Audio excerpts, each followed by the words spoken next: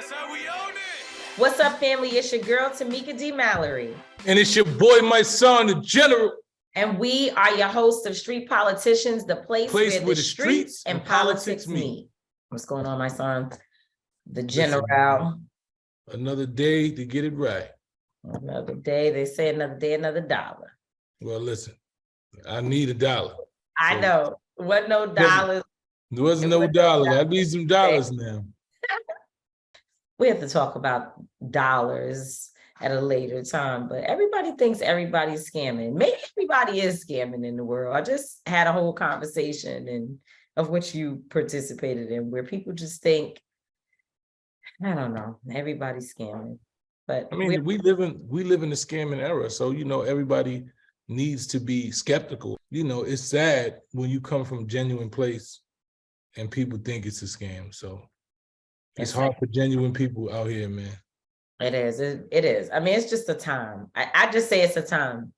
Right now, I was in my DMs for 2 days, and I told you that whenever the trolls come in my DMs, and they're not even trolls, these are people who steal accounts and then come and try to tell you, oh, can you give me money or whatever? Those people, the scammers. Mm-hmm. And one of them took over my cousin's account, and my cousin happens to be disabled as well. So the thing that they did wrong is they posted that stupid car on her page. So, when they put that up, already that the account has been taken. So I already knew that. So they hitting me up, asking me, oh, can you help me? I'm in trouble, blah, blah, blah. And what I do, okay, I'm very proud of this, is when they do that, I go in there and I say, dog, clown, son of a bitch, your mama had... I call them everything. I say, your mama had a dog, I tell them they got dog face. That's what I do. The vulgarity here is unmatched. It's wrong. It's just wrong. I get it. Wrong. It's wrong. I know they mad. They in the wrong. No, they had the nerve. Because then I was like, well, then tell me what's our uncle's name that live in the house on it? Oh, why are you doing this to me? I'm like, first of all, you bitch. My cousin would have called me by now on the telephone, you dog bitch. Oh, but my children's name is this and that. So they literally went and got all her kids' names and sent them to me. And I was like, oh, I hope you choke on your spit. You're a professional. Yeah, I said like other things. Okay, so I don't think I could get away with it. But speaking of money, Malcolm X children filed $100 million lawsuit against the NYPD.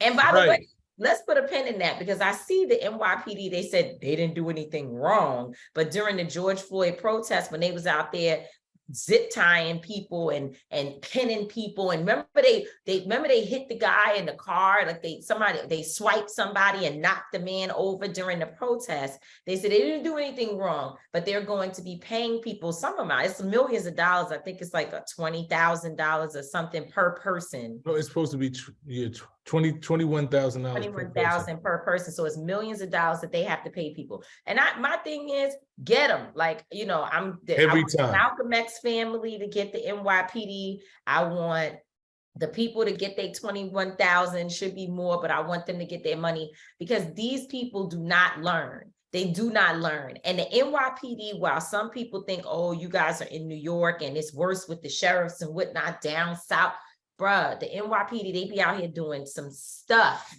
We know about it. Yeah. Crazy man. Stuff. What the corruption is real. It is real. Real. That's that on that.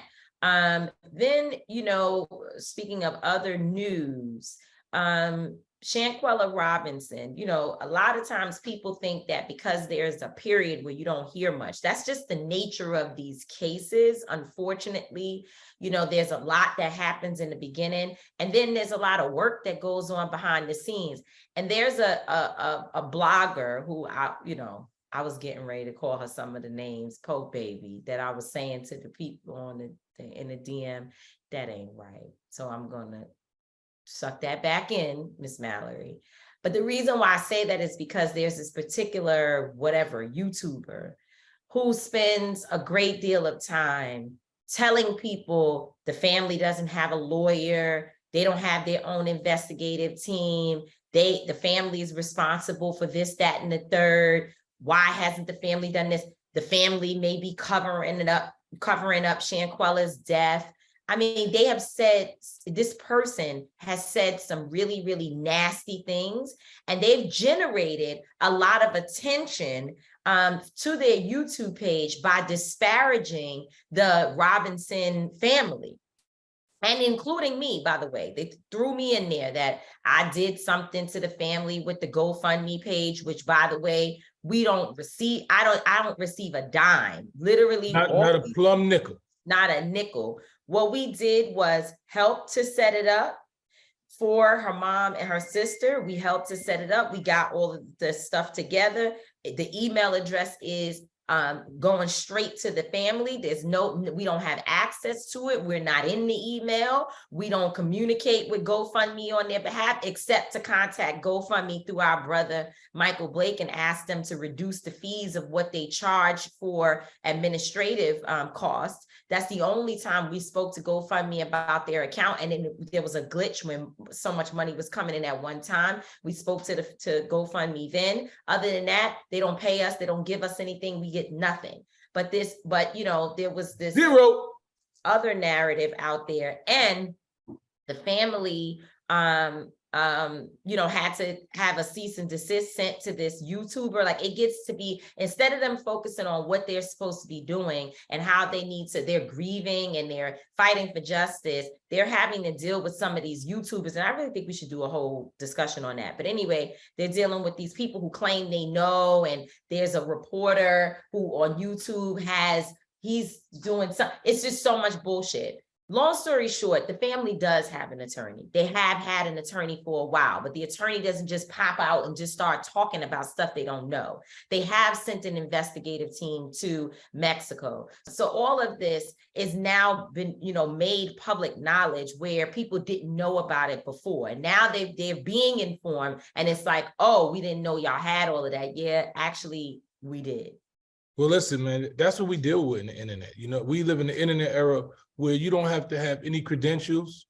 You don't have to have any background. Nobody knows who you are. You could just create a YouTube page, create a Facebook page, create an Instagram page, and you can talk about people who actually are proven, who have, credentials, who have background, who have resumes of actually literally doing frontline work and getting results. These people don't have anything else to do but just to create that. So that's the new thing. And people actually feed into it. And they don't ask them, how do you know this? They don't say, well, where did you get this information? They don't ask them to provide receipts or anything that can show how they get this information. People just go on the internet and they could just down talk, and do anything they can to defame anybody. So that's the era we live in, so I'm not surprised, man. But justice for Shanquella, there are lawyers on the case. We're definitely going to make sure that we advocate and use our platforms and our voices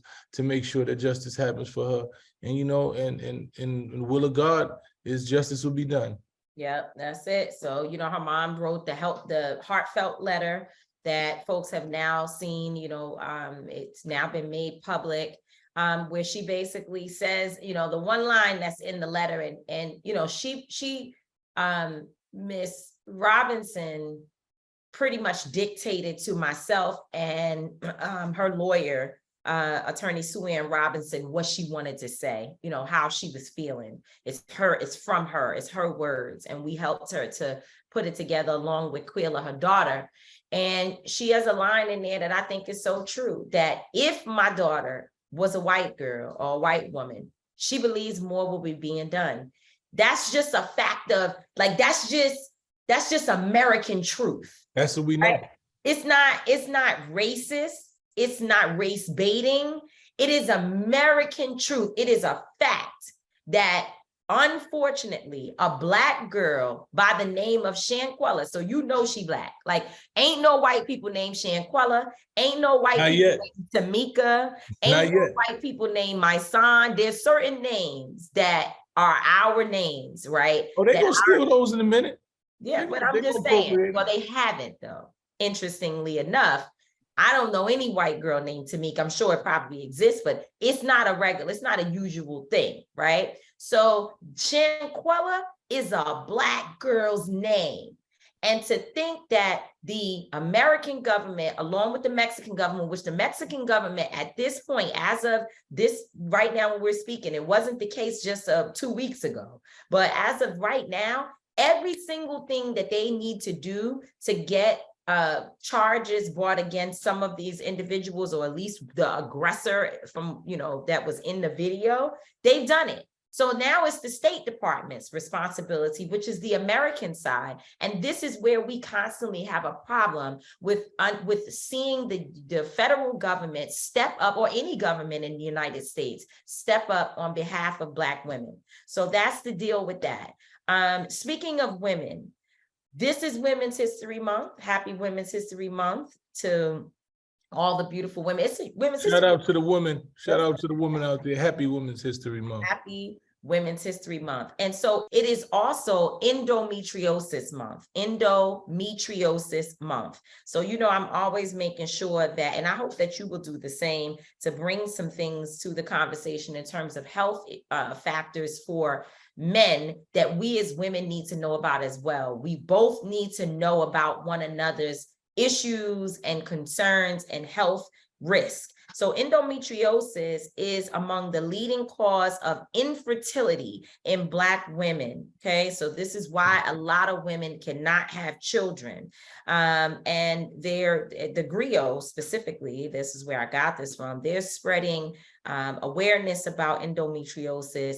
And what they talk about in explaining it is like what the condition is. It's where tissue that normally lines the uterus grows outside of the uterus. And with endometriosis, the tissue can be found on the ovaries, the fallopian tubes, or the intestines. So all of this stuff creates pain, menstrual irregularities, and it ultimately creates issues where women are unable to have children. And so it is one of the number one causes of infertility. So if you are a man and you're out there saying, why can't my wife get pregnant? And it's funny because this article says something that's very powerful. It says, remember family. You got to talk, when you talk to Black people, you got to say family, okay? Gather round. Social media cannot provide a diagnosis, people. Social media cannot provide a diagnosis. So if you are a man and you live in a house with a woman and y'all don't really go to the doctor, you're pretty healthy, but you notice that she's not getting pregnant, you trying to figure out what to do, you got to go to the doctor. And when you go to the doctor, you have to push the doctor to do all the necessary testing, because they will quickly send you home, tell you, oh, just keep trying, pick this time of the month. No, you need to make sure. The last time we had this conversation, I just came back from having an ultrasound for my breasts for my mammogram. Now, I've also had an ultrasound for my uterine area, for my entire reproductive area, if you will. And that is an additional, It's an additional check, if you will, to make sure that there's no cancer growing in there, no issues there. So outside of a few fibroids, I'm good. So women and men, the doctor is the only place where you can get a proper diagnosis, not on the internet, not around mom and them house, not over your cousins. You have to go to the doctor, and you have to force the doctor to do what is necessary to give you the information that you need. So, yes, ma'am. I'm about to get my job. Get on my job. Mr. Lennon, I'm going to pass on having. I'm going to focus on it. I'm on it. I'm a pass. I'm on it. Your sister, Linda Sarsour, and I have helped you. We've talked about it. We got all the stuff. We did the thing. We sent you the thing. We did life. It was life. Life was calling for other shit. So, but I'm on it now. Definitely going to get on. You know what I'm saying? Make sure. Here's another thing that's crazy that we just have to talk about today, because I am. Now, let me preface this with this little statement.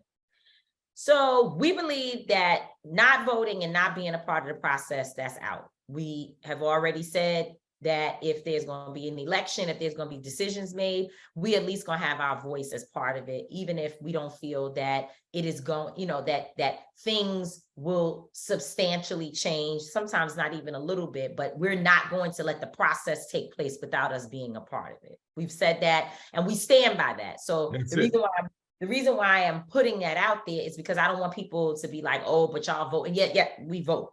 This group, That's a fact. vote. We believe in voting. We're going to be involved in any process that, Nothing about us without us, baby. Nothing about us without us, right? So there's only 2-3 things you can do when you go to the polls. You can vote Republican. You can vote, well, it's 4 things. You can vote Republican. You can vote independent. Sometimes, depending on if there's an independent candidate, you can vote Democrat. And of course, the 4th thing you could do is run yourself for any one of those parties and vote for you, or vote for people that you know and you love and you appreciate and you trust. So here's my issue. I'm still trying to figure out, right? And I guess I can put this story as my thought of the day.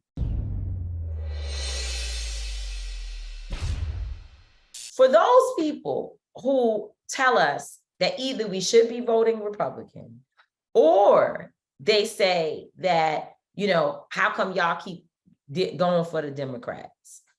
I'm going to tell you this little story. Republicans are leading this conversation, and I want you to tell me who I would be voting for if I lived in the state of Tennessee. If I lived in the state of Tennessee right now and there's an election and there are people running, and these people, the Republicans, this is what they're saying. So there is a new execution bill that they're trying to in Tennessee craft new legislation around executions. And there are 2 Republican representatives that are suggesting amendments to the current execution language. They want to make sure, one of them has suggested a firing squad be part of the execution process. So they want to shoot you to death in Tennessee, okay? Wow. Then the other representative says, that sounds great. I would like to make sure we can hang them too, okay? They want to hang you and they want to shoot you to death. Take him out back, Billy Bob. Billy Bob, take that boy out back and hang him and shoot him. Shoot him down. This sound like some old slave. This is like some Negro spirituals. We watching an old slave movie. They done caught Kunta. They done tied his ankles up. They done hung him by a tree, or they done shot the lady up. Like, this is crazy. The fact that this is something that somebody even proposes is really troubling to me. And what's even more troubling is that there are people that tell you that these is the people that we should be following behind. The mind state, this is what I'm trying to tell you, there's a really sick thing going on out here.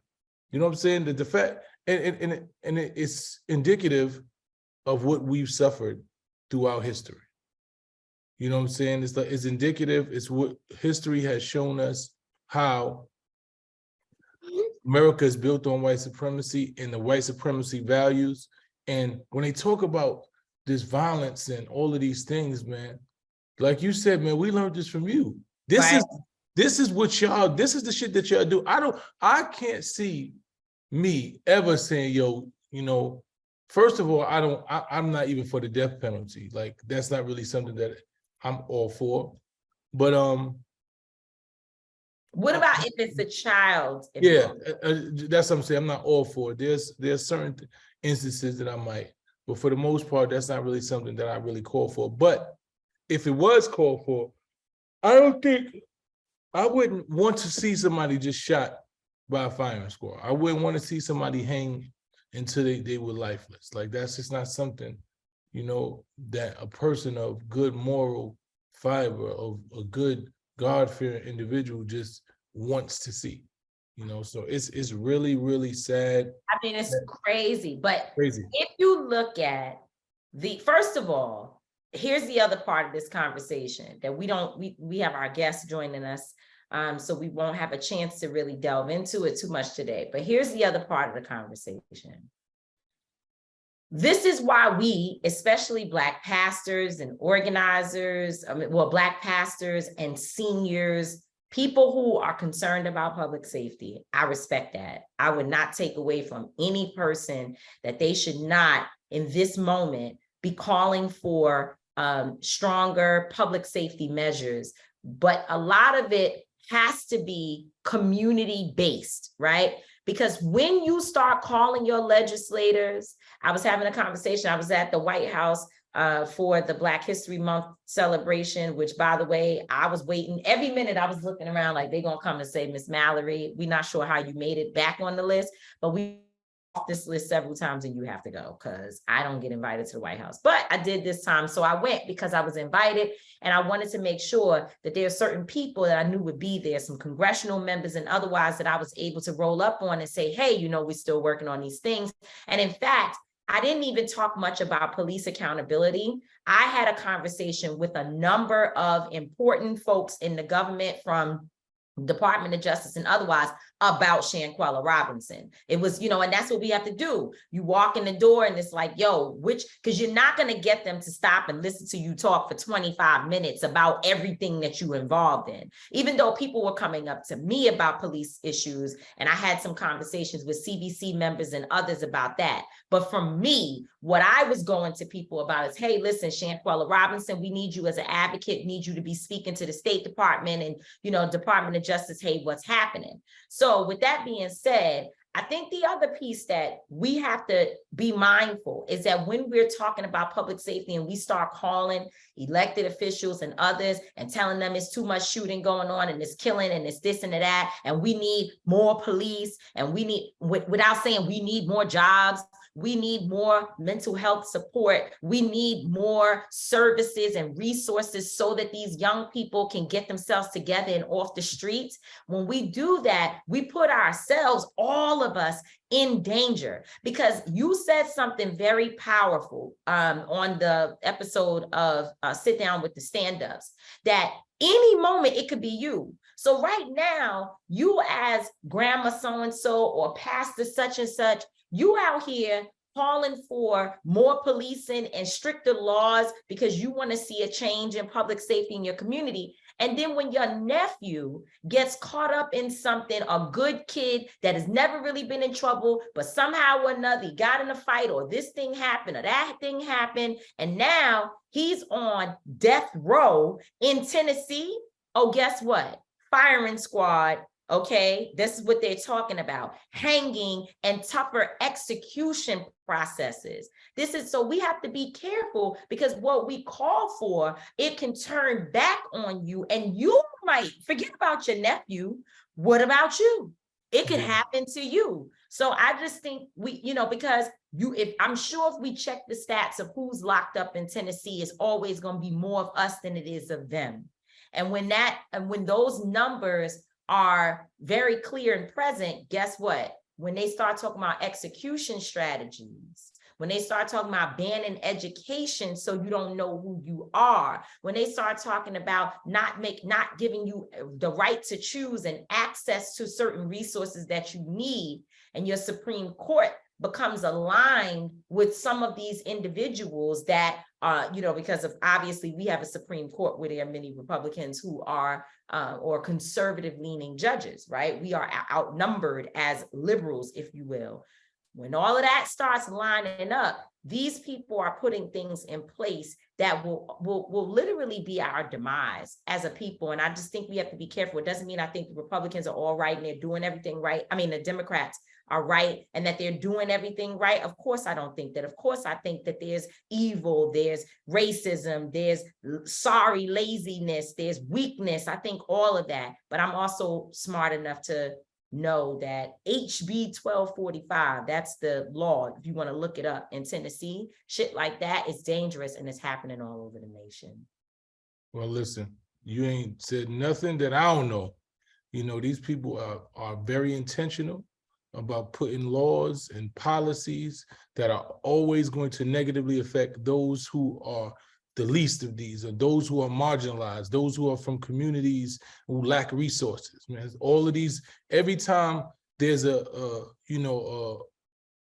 law put into place that, in my judgment, that I've seen Republicans are they're strategic, right? They give you 1% of something that might look like it works for you, but 99% of shit that's going to destroy you.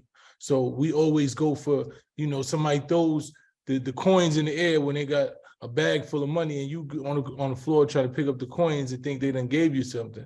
Gotta be very careful, man. The bait and switch, is real serious out here, man. Black people have been falling victim to the bait and switch for years. So pay attention, y'all. Don't listen to what they tell you. Watch what they show you. No, that's right. And that goes for all of them, but all of them. Everybody is there. Everybody.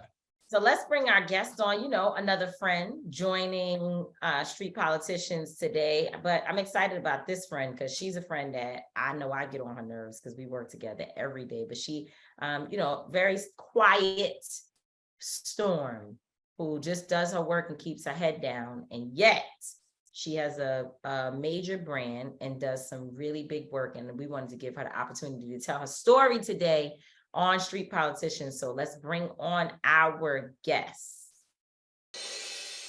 So Tiffany Williams, as I just told you all, she works with our team every single day and handles all types of managerial responsibilities for you and me, my son. But she also has her own life. She's got her own things going on. Her own stuff.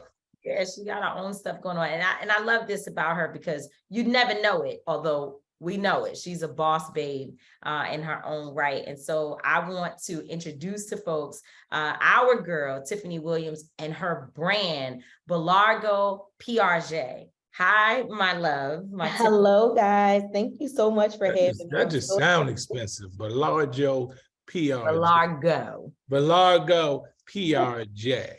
Like, go ahead, Tiff. Don't hurt nothing now. So Tiffany, you are a fashion brand consultant, and even in your fashion world, you do empowerment things and empowering things for young people. So why don't you tell us what it means to be a fashion brand consultant, and what is the full spectrum of all that you do in the fashion world? Sure. So for the past, I'll say 5 years or so, I've been, although I'm still full thriving with being a brand owner, I wanted to step on the backside of the brand, specifically because when I started my brand, like a lot of the things that I needed to know, social media wasn't really big. I started in 2003. We were just like on the cusp of MySpace. So all of the online coaching, mentors, I didn't really have access to a lot of information I needed to know. And I just really wanted to be able to pay it forward to young creatives that are coming up, starting brands, building brands, so they wouldn't make a lot of the costly mistakes that I made before I was able to become successful. So on the consulting side, I have my own platform, Bellargo Consulting, where not even just in general to fashion brands, business in particular, I help people with strategic branding. But in the scope of fashion, I do all things fashion, from how to source a manufacturer, how to properly, set up your brand legally the right way, budgeting, bookkeeping, design, creative direction, all kinds of things. And then outside of my own platform, for the past 4 years, I've been a streetwear instructor at the Misa Hilton Fashion Academy. I am also an entrepreneurship instructor in several schools throughout New York and Newark. And here just recently, I picked up a school in Chester, PA, so I'm finally back on my side. How did you come up with this name? Like, I love it. It just sounds so exotic and it sounds dope. Like, where did the name? Fun fact for the name, originally when I started, I had, there is a co-founder with me.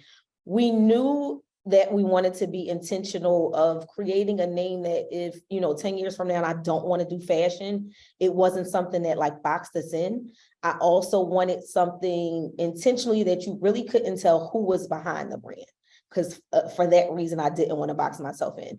So my partner came to me with a list of names, Bellargo and Piarge being on a long list of like 50 names, but they both stood out to me, and I just picked those out, and I liked how they sound together. At the time, I was a manager at a country club. One of the frequent attendants was French. So I asked her, how could we spell it phonetically so that it appears French and it sounds French? And honestly, that's the story behind the name. Wow. I love it. I love it. So, what made you want to get into fashion? Like, what you say, I want to do fashion? Like, did you wake up? Did you always want to do it since you was young? Like, I've always loved fashion since I was young, but it wasn't honestly anything that I really saw as a career path. This kind of fell in my lap by accident. Initially, I was trying to open a shoe boutique. My partner and I met at a behind the beat session for Little Kim's La Bella Mafia album. In Philly, our radio stations, anytime someone was dropping an album, they used to do like these private listening sessions. You could win tickets off the radio. I won a ticket, so did my partner. We're both from Philly, but we did not know each other at all. Little Kim was able to pick like 10 people to go backstage. He and I were 2 of the people that got to meet her afterwards. And just in the waiting to meet her, we started a conversation around fashion. We exchanged phone numbers. And the next day, literally, we had a 6-hour conversation on the phone about all things fashion. And at the end of that conversation, we just decided to start a brand. So it was a dynamics of, one, not even really understanding the fashion space, and then 2, we didn't know each other. So I had to learn my partner in that dynamics as well. Learning your partner. And Yes. so in teaching business, you are like trying to help people get in front of those very same things. Yes. Learning your partners, knowing how to collaborate, knowing how to do very basic business things all the way to high level, because I've actually sat through via streaming some of the classes, like, just picking up information. And I see some of the instruction and what, especially Nisa Hilton, she's a friend, a dear friend and sister of ours, in her classes, in her academy, and what the content you're bringing to young fashion minded or whatever young people who want to get into the industry. And it's so much more than wear this color with this color. I mean, that's like, would you say that's like having the fashion sense is first, or is it the business? Like, what comes first? So, I mean, you definitely have to have fashion sense, but what I honestly tell my students is once it became a business for me, the creative side is probably 20%. I'll honestly say some days it's 10%. That business dynamic is 80 to 90%. There are times that just business decisions that I need to make for the brand will overshadow what I want to do creatively.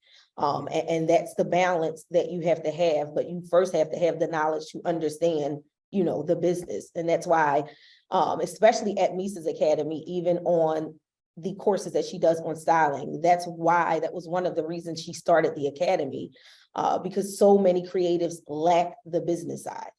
Can I take a styling course at her academy? Like, if I wanted to sign up, I could do it, or I have to be a younger person, or what? No, we have in all of our classes, the only age requirement is that you're a high school graduate. So there's no cap. We have no cap on the age. We have, college students. We have some students who have already gone to school for fashion and want to kind of rebrush and touch up on the business side. We have people who are retired and this has been like their lifelong passion, and now they have the time to kind of dive into it. So we have all dynamics of the spectrum. So, you say you want to create this course so that people didn't make the same mistakes and go through the same thing. What would you say was like 2 of the biggest things that hold you back, or, that were stopped the progress? First and foremost was definitely money management. When I again, when we started, it was just something that we were doing. We were kids, we were young, we were just being creative and doing things that we loved. And I really honestly, back then, I would have never thought I would still be around 20 years later.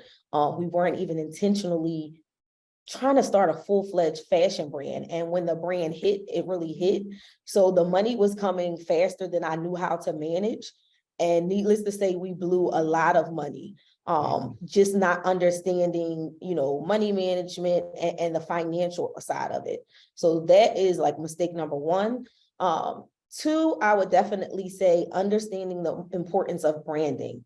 When social media hit, we were lost in the water because, again, we were a brand that started pre-social media. So a lot of my connections and a lot of the traction that the brand had was very organic. I sold shirts out of the trunk of my car for almost 5 years after work. So a lot of it, like, I knew my customers. It was, more in person and personable.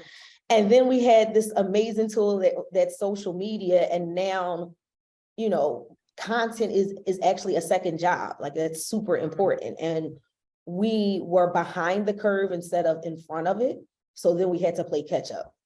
So, okay, I can see that money management, and then also being responsive to the times, which Yes. is, I think that's something that those skills are transferable. That's not just about fashion. That's in any area of business. You have to have both of those things in order for your business to grow. It's the same thing in Until Freedom. It's the same thing in my consulting firm.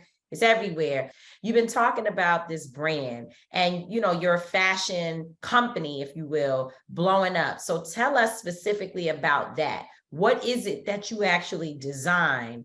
And give us the story behind behind how you actually started designing clothing. So initially, surprisingly, we were not a streetwear brand. We were actually ready to wear women's when we first launched. My partner loves like technical design and women's clothing. Gilly the Kid, who is a very dear friend of mine's, we got offered our first fashion show. The producer of the show knew that was a friend of mine. He wanted Gilly to walk in the show, and he asked me, could I get Gilly on my set? So I'm like, well, I don't know what he would wear. We make women's clothing. The quickest thing that we could think to do was a t-shirt. And our first t-shirt design was super simple. It was a box. It said Bellargo Boy, a play off of Bugle Boy back then. We did the t-shirt. Gilly agreed to do it for me. He wore the t-shirt. And that was honestly like, at this point, I'll say we're probably a year and a half into like just making clothing, doing photo shoots, doing a whole bunch of nothing really. But Gilly wore the t-shirt and we got a good response. That was the first item that people actually started to ask me for and was interested in purchasing. So honestly, that shirt is what took me out of the trunk of my car and got us our first boutique. We did almost 7 figures in sales off of this one t-shirt logo. Wow. Our strategy then was influencer marketing, but I didn't know that it was influencer marketing. So basically, after Gilly wore the shirt, everyone else that I had relationships with in the city, we are a hip hop inspired brand. So I know like a lot of artists. I gave them, I gave them shirts. Can you wear this? If you're doing a performance, can you wear this at your next event? Can you wear this? And the brand just organically, took off. And then once we were able to open our first boutique, it kind of like became synonymous with hip hop. So anytime artists was in the city, they would drop through the store. I honestly have never had to do any paid, influencer placement. And I've had almost everyone in the brand from Meek Mills, 50 Cent, Nicki Minaj. We just had a very organic kind of community that started to build behind the brand. Wow, that's amazing.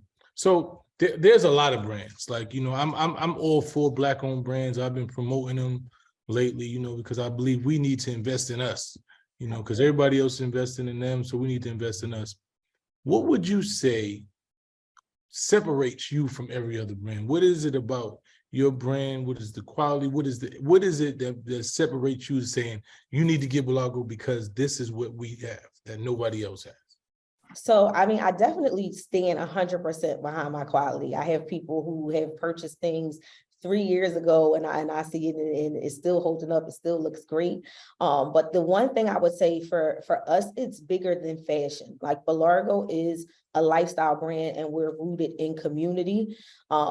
The reason why I would say it was hip hop influence, I kind of look at Bellargo parallel to the same way I look at hip hop, and the reason I fell in love with hip hop. Hip hop, for when it first started, people thought it was going to be, it was a fad. It was this phase that would go away. It's the #1 genre of music today. It has touched every other genre of music, and no matter how much people try to box it in, you just can't.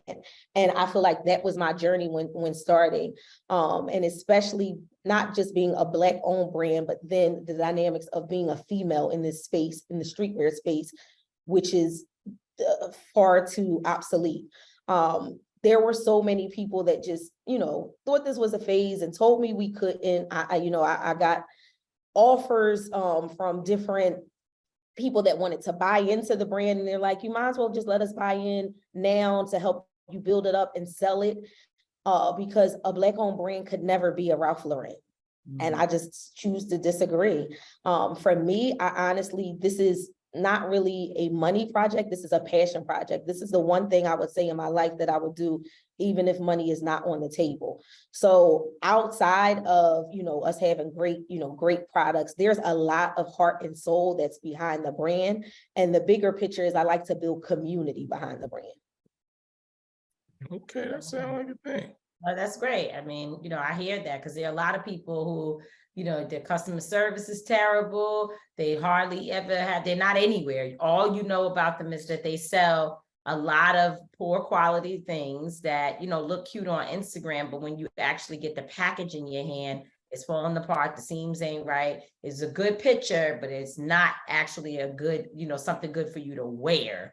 And like you said, to get life out of. So that's one. And two, the community piece I think is important because you have to touch people and meet people. Doesn't matter how many times we post information on social media, it does okay. But what actually is more effective, mouthpiece, touching hands, walking, knocking doors, and helping people to understand how they benefit from what it is that we're doing. So I agree with you 100% on that. And, we're really proud to be able to shine a light on women also who are out here really, making strides in the fashion world, because it seems like when we talk about Black owned fashion, I'm often able to find a lot of men, great, and I love it, I appreciate it, that are selling sneakers, that's selling clothes, but it's hard to find women that have I'm not talking about ready to wear. I'm not talking about, because the girls have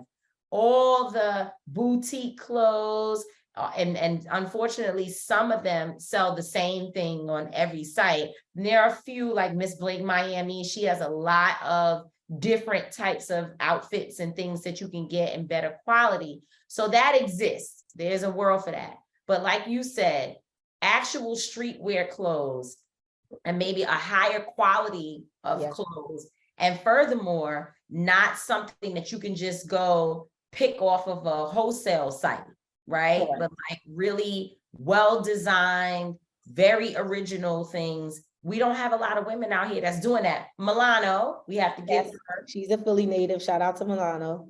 Right, we have to give her. So you and her, I mean, it's not many more. So it's really good for Women's History Month to be able to shine the light on you, Tiffany. Shine the light on her. Thank you, guys. It's a pleasure to be on this side of the spectrum with you all. Because you usually working, telling us what we need to be doing and all that stuff. So, and I've been getting on her nerves. To celebrate you is amazing. You from Philly? Who's your favorite Philly artist? I love Philly music so much, and I grew up on Philly music. But I just want to know, who is your favorite? Oh my son, you're trying to get me. I'm trying to get you in trouble. I have to name one. I named two. Okay.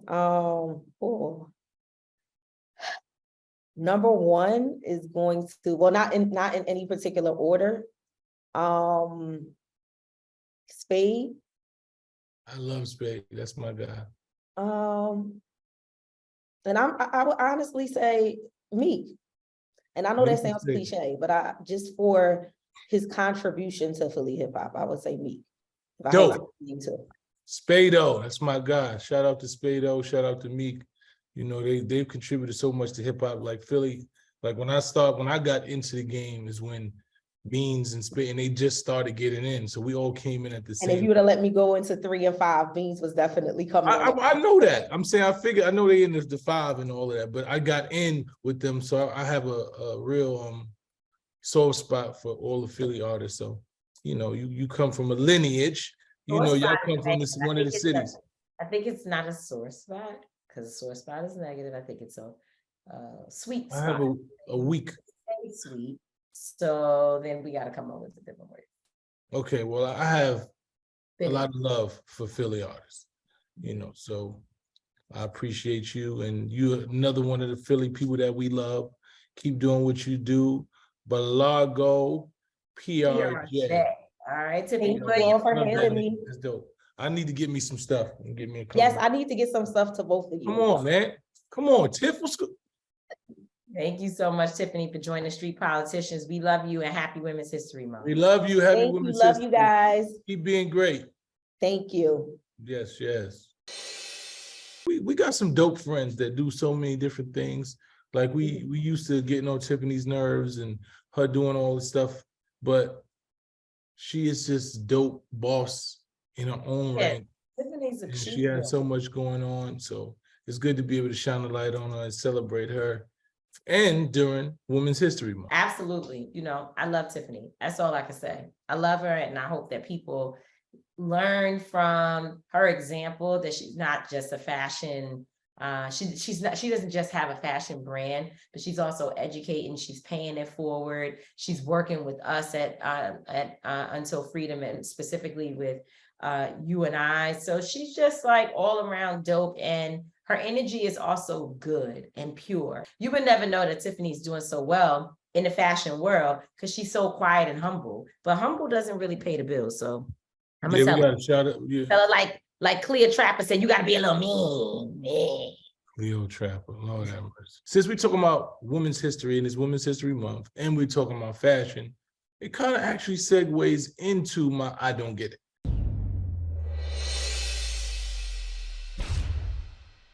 Now listen, I'm all for everyone being who they are, you know, your own sexual preference, your own, all of these things.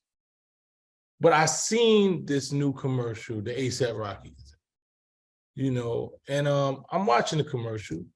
You know, first of all, I'm on fuck Gucci anyway. I don't fuck with Gucci at all anyway.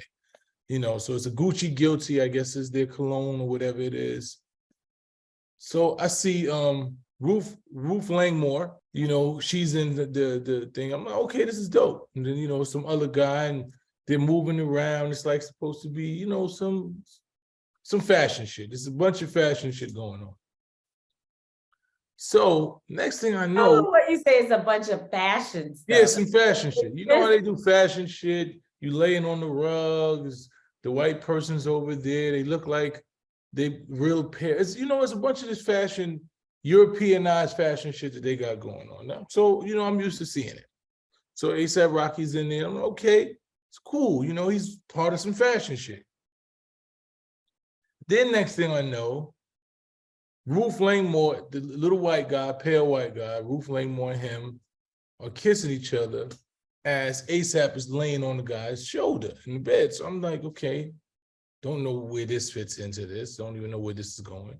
Then there's another thing where A$AP and the guy face to face almost look like, you know, they're about to kiss each other. Then there's a rubbing of the boot situation that I don't get it, right? And it's not saying that I need to get it, right? But I don't understand, are you trying to tell us something, or is there, you know, is there you're trying to say that, hey, I'm bisexual, I'm pansexual, I'm sexually fluent? Like, I'm starting to say to myself, fluid. You know, and it's, once again, there's nothing wrong. Everyone has their own sexual preference. Everyone is born how they're born, and you can love and you can do whatever you want with your body, and that's your thing. But I'm starting to believe, right? Because I'm really starting to believe that the just all the way heterosexual man might be the minority. Like, and that might be because I believe, because I'm watching, right? And there's so many people that you're seeing do things that are not in so much the heterosexual realm, and there's nothing wrong with it. It's everyone is sexually exploring certain things. And I'm starting to feel like we Black men, or not just Black men, just the heterosexual men, you might want to think back, because we might really be the minority thinking that, we've been the majority. This is, quote unquote, what it's supposed to happen. We might not be. Everybody might be sexually fluid. There might be way more sexually fluid and bisexual men than there actually are. And I'm not saying he is or isn't, but I'm just trying to say, is that what they're saying? What is it, just trolling? Like, it's supposed to just get a response? I don't get it. That's all I'm trying to say. I'm not getting it. And once again, I get it perfectly well. So what is it? That I don't want to come off as being judgmental about A$AP Rocky or anybody else, but to me, it looks like him. Like, this is what I see him. I see him as being someone who is probably sexually fluid. I've never looked at A$AP Rocky and said, oh, this guy is, just a heterosexual guy. I've never felt like that. I've always felt like he's somebody that is free and open to different types of experiences. I never got that. I ain't gonna lie. I always thought that he was creative. I thought he was, a creative. I thought he was on the cutting edge board. He wanted to do different creative, but his sexuality was never something that I thought was bi or fluid. I didn't get it. You know what I'm saying? So, well, I think this is why more people are coming out, if you will. And I wouldn't say they're coming out like, oh, I'm gay or I'm whatever, I'm bisexual and whatever. But I think more people are starting to say that the social norms that have existed, they're pushing against it, right? They are now making it clear that the social norms are changing. And it's been like this, like there are always periods within, our lifetime where culture shifts and where more things that were not were accepted become more at the forefront. So there was a time when a Black man and white woman couldn't get married, or interracial couples really couldn't exist. And then they began to make strides in that area, and now you see it more. No. That's not something that's advocated for or even pushed out as much. That's not really. It is. I'll tell you why I know why. Because I see it on the cover of magazines. Like I'm a person that picks up magazines. See, the thing is, you are seeing this because it's triggering for many different reasons. It may be triggering for your own personal thoughts. I didn't say it was triggering. Let me finish my point. It may be triggering for your personal thoughts, but more than likely it's triggering because when you're scrolling on your timeline, based upon the diversity of men and people that you're friends with, you're seeing so many different opinions about it. People that you see on there like, this is amazing. Then you might have people that's like, this is an agenda. Then you got people. So it could be triggering to be like, oh, let me look into this a little more. Let me see how I feel about it. But you wouldn't. I don't think the word triggering really fits. Okay. Well, you're seeing triggering as being negative, and I'm not saying it in that way. Okay. When I say triggering, what I'm saying is there are things that sometimes it triggers a positive response for me, right? Like I might see a baby and it triggers me to think of joy and love. Triggering does not have to mean negative. But trigger in this day and age. I understand, but the purpose of this conversation, we will not even use the word triggering. What I would say is that it causes you to see it, think about it, have an opinion.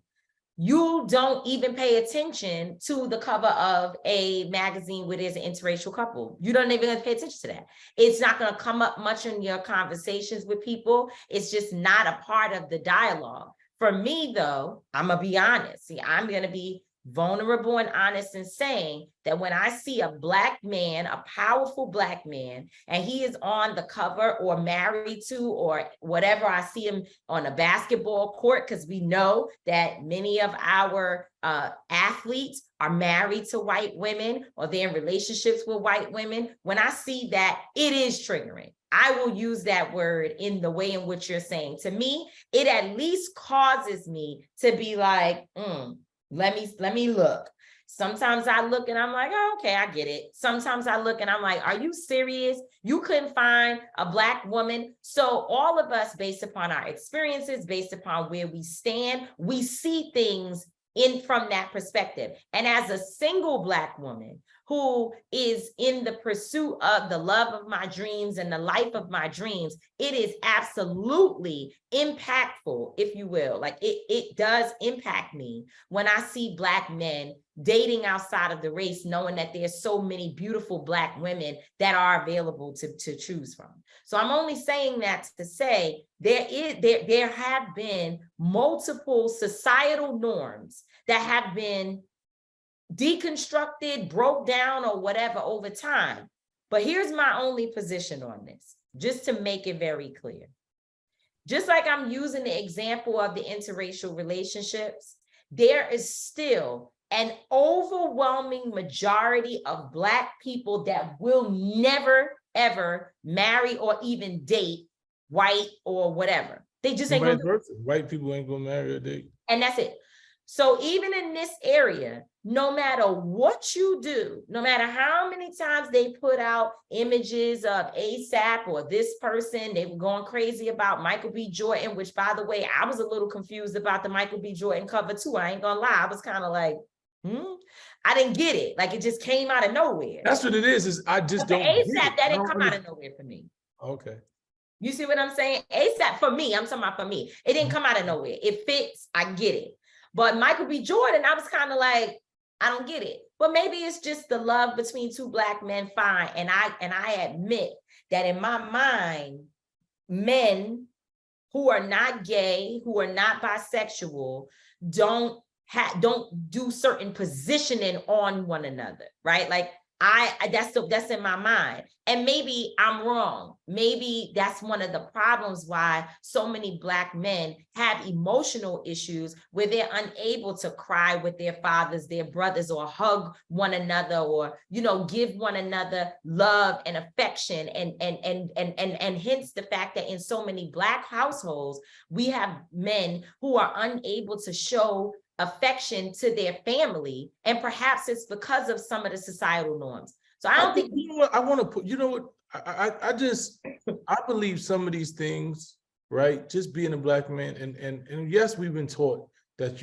not to just cry, right? Not to just cry when you fall, you in the midst of war, right? We've been taught that ain't the time for you to cry, right? We cry in the dark. We cry when we feel safe. Like, I've cried, right? I've cried on my brother. Me and my brother have cried to each other. You know what I'm saying? I've held my friend's hands while I cried. I walked around the yard when my grandmother died, in the prison, and cried because my grandmother died with 3 or 4 people that I loved, and they hugged me in the prison. No, listen. No, listen to what I'm saying. Let me talk. I want to finish saying what I'm saying.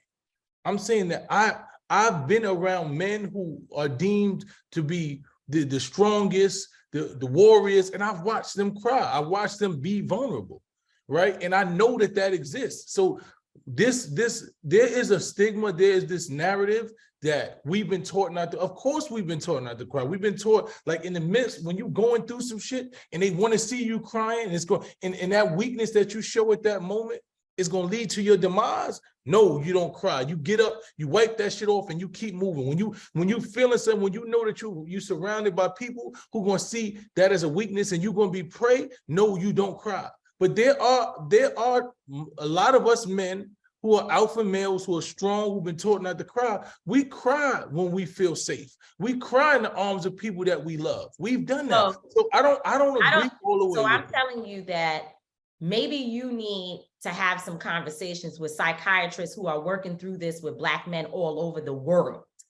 There is an issue where Black men have been taught to be hard, to be cold, to be a certain way. And let me finish now. And it translates in how they deal with their women at home. It translates in how they deal with their children. It translates in generations of young Black kids that grow up never even being told they are loved by their parents. You are a different type of man. You also have had to learn that over time, right? One of the bigger, anyway, even in my own family, because I like to bring it home. My father has said to me, I know that I don't often tell you I love you or speak to you that way, but I want you to know that I do, because he recognizes that in his household, my grandfather was not the kind of man that walked around telling his children, I love you, telling them and giving them certain types of expressions of affection. This is something that has been taught to us as a survival mechanism that is actually not healthy. I don't care what you say, it's not healthy. I'm not talking about in moments of war, but the problem is that what I keep saying, and we just had this conversation yesterday about a whole different topic that I do not want to get into today, is that situations of war are one thing, but a lot of these things, these attitudes and behavioral patterns are being transferred and translated and they move into family, right? There's no cutoff for it. And so it is an unhealthy thing. Now, I'm not saying that showing men hugging and laying over each other or kissing each other or damn near kissing each other in the mouth is going to change that. I'm not one of those people that's going to say that. So that's not what we're talking about. What I was getting to is that there are a lot of societal norms that have to be at some point looked at, right? To decide whether they are more helpful or more harmful. I don't know. I only was giving you an example of what triggers me. I use the word, you said trigger, don't use that word for you, and I respect that. But for me, I said don't use it in that situation. Okay, I'm triggered by things, but that thing didn't trigger me. Okay, so that's fine. But I'm telling you that in the example I gave you, I am triggered when I see Black men married to or in relationship with white women as a single Black woman who knows that I am a viable candidate or whatever you want to call it for any man that wants a good woman, especially a good Black woman. So it is triggering to me. And the reason why I brought that up is because what I'm saying is that based upon where we sit in life, right? And what we've experienced or how we feel about certain things, when we see certain images, when we see certain images and narratives out there in the world, it triggers concerns, causes reason to look deeper into it, whatever language you want to put on it, based upon your purview, where you're sitting. So I was only giving you an example of mine and saying that there are societal norms that have existed since forever that may not be that healthy for our communities. And we just have to look at that and decide. I do know this one thing, and I will say this on this issue, and I'm done, and you take it from here. I will say this. I am very concerned that there are young people out here who are living with a pressure on them around either being gay, being bisexual, not really knowing or feeling that they are different for many reasons. Sometimes it's not even just your sexuality. It could be being fat. It could be being whatever, too skinny, because too skinny was one of my issues when I was coming up. I was too skinny, right? Because it's been a while that these images of women with these sexy bodies and shit, now I halfway have one. And I'm like, Lord, I could lose 10 pounds. But I'm just saying, I was the too skinny girl that looked like two sticks, and people made fun of me about that. And it concerns me that because of, again, societal norms, because we have men, fathers, women, wives, whatever, out here saying that they won't accept their children and their loved ones for who they truly are, that there are people dying by suicide, that they out here hurting and harming other people. And I do think we have to have that as a part of the dialogue. What are we doing to our kids? What I also think as part of the dialogue, right, is that we don't make those people who don't have those issues feel shamed, right? We don't make those people who are confident, who are strong, who are aggressive, who are assertive, who are willing to face every task and not cry, make them feel that they're less than, or there's some type of something bad about them because they are able to persevere, right? They don't fall to they're not gonna overdose. I'm not gonna go out and take a bunch of pills because somebody rejected me. I'm not gonna go kill somebody. I'm not so mentally unstable that I'm gonna risk my life and I'm gonna do things and I'm gonna cut my wrists, right? I don't need to feel bad because of that, right? I don't need to somebody say, oh, you have, this is toxic, you too strong, or nobody wants to hear that. Like, I don't want people to make men who don't have those issues, who are strong and steadfast in who they are and able to persevere through shit. I don't want people to make us feel like it's something wrong with us. And that's what it feels like. It starts to feel like you start feeling attacked.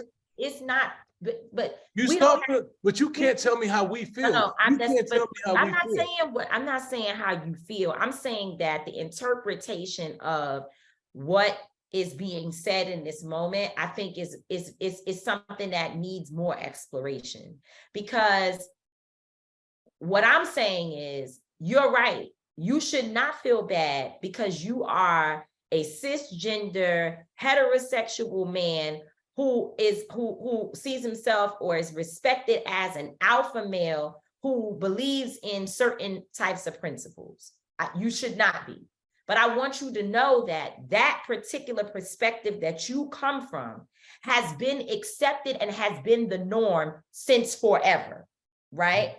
The people who have had to experience a lot of oppression, right, is cousin so-and-so who lived in the house or with the family who had to hide his or her truth because the community, I'm not saying you, I'm saying society said he was bad, wrong, ugly, stupid, too soft, or whatever, right? That has been a problem. And we all have to accept and admit and understand that the issue, you're right, that the way that people are going about it is trying to make your lifestyle and your perspective look bad and be toxic and wrong and violent and everything else.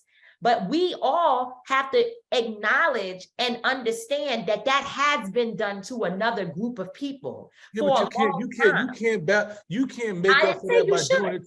But my son, you arguing with the wrong person about that because I don't agree with it. I don't support it. I'm saying that we all need to acknowledge, though, that it has happened to other people. That there are people. There was a cousin who lived in your house or was in your family or was around, who everybody knew was not exactly like some of the other individuals in the family who were heterosexual, who were whatever. They had some different things going on with them. And that person was more than likely, not today for the most part, a lot of, there's still whatever, but at that time, that person was forced, literally forcibly, okay, could have been by beating, it was by ridicule. It was by being isolated. They were treated a certain way that is harmful to the mental psyche of any human.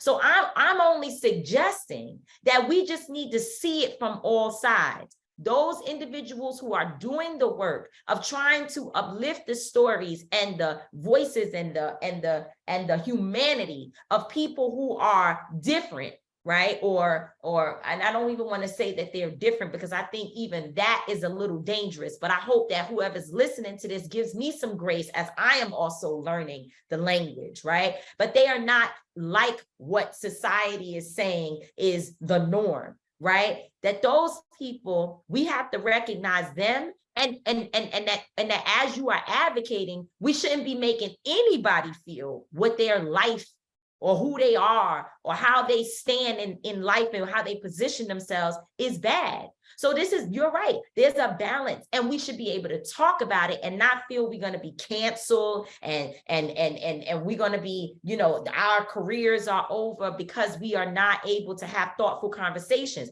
But some of what's happening out here is not thoughtful, my son. It's actually hurtful. It's actually hurtful. And I don't deny that. I'm against anything that oppresses somebody else. I don't stand for oppression. I think everyone should be their true self and be able to live who they are without being ridiculed and oppressed. And that's the bottom line. What I eat don't make you shit and vice versa. Right. And that's just how I live my life. But this is where we are. So, chime in, y'all. The fans, chime in. What do you think? Do you think, what do you think about this topic? Once again, everyone should be able to live their truth, and everybody should be able to be happy. I just think that we have to do a better deal, a better job at, stop the oppressing, the formerly oppressor becomes the oppressed, like just having this back and forth seesaw shit, because that doesn't really do anything for anybody. So, that's my take on it. Once again, another dope episode. Shout out to Tiffany Williams, Bellargo, Piarge. Make sure you tune in and get that dope clothing line, because I'm gonna get mine. I'm gonna need my streetwear. You know what I'm saying? And once again, another dope episode. We appreciate you, Tiff, Tamika. Another good debate. We get a little debate every now and then. We get a little one in. You know what I'm saying? So I appreciate your perspective. You try not to talk over me as much. You're doing a lot better. I appreciate it. Definitely appreciate it. If y'all got anything y'all want us to talk about, let us know at Street Politician Pod on Instagram. DM us. Tell us what you love, what you hate.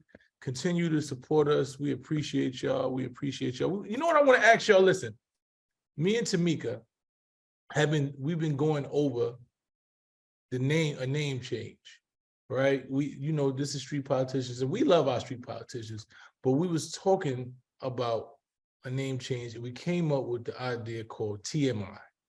Now Tamika, that you put it out there, we got to either do it because they're going to steal it. You shouldn't say it.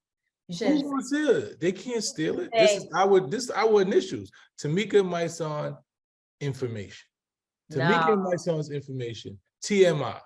Too much information. Tamika and Mysonne. We want to know if y'all think that'll be a dope title for our show. You said it. Nobody's gonna steal our. Listen. I'm like, it's already copywritten. Before this show come out, it'll be copywritten. So don't even go try to take it. We got it. It's ours. TMI. What do y'all think? Should we change the new name to TMI? Do y'all think that's a dope name? Do y'all want to see us? Do y'all think we should stay street politicians? Like, let us know. Let us know what you think, man. I'm not gonna always be right. Tamika D. Mallory is not gonna always be wrong, but we will both always, and I mean always, be authentic. Peace, peace, peace. Listen to Street Politicians on the Black Effect Network on iHeartRadio. And catch us every single Wednesday for the video version of Street Politicians on iWomen.tv.